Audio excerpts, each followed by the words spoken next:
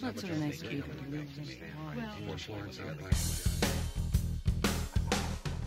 in. Well, I have to say that I'm probably more on the goal side. I take my teaching and research really seriously. I love being in the classroom, and I love watching students grow intellectually.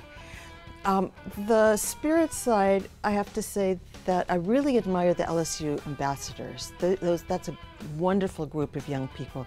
And whenever I see them going on their tours leading prospective students and oftentimes parents, I try to put in a little word, like to some of the parents, LSU is really a good place for your son or daughter, or add another little piece of information about that particular locale. Like here in front of Coates every day you can get a copy of the New York Times for free.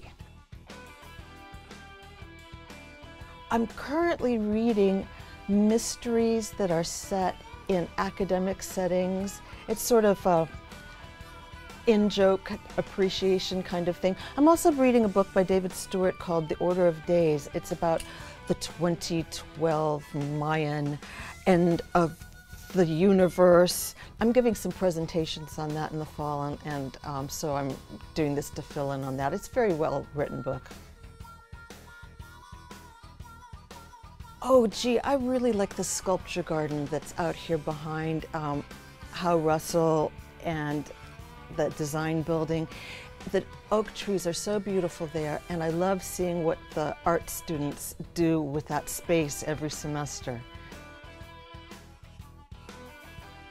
I spend so many days in exciting places that it's hard for me to answer. I'm about to leave in 4 days for Mexico, southern Mexico, where I do my field work. So right now, I'm anticipating being there in my other life. So that's where I am when I'm not here in my office, which is also another favorite place to be.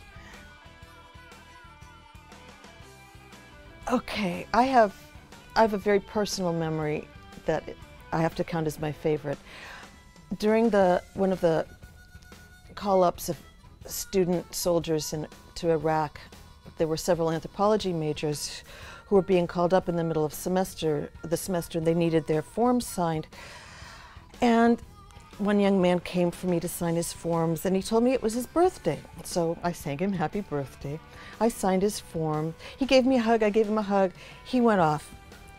I shut my door, and I turned out the lights, and I sat and cried because I was afraid for him. About 18 months later, I walk out of the office, and there's a young man coming down the sidewalk singing, not just blah, blah, blah, but singing out loud. And I had to say, it's a beautiful day, the sun is shining, a handsome young man is singing to me. And he said, well, you sang to me once, Dr. Brody.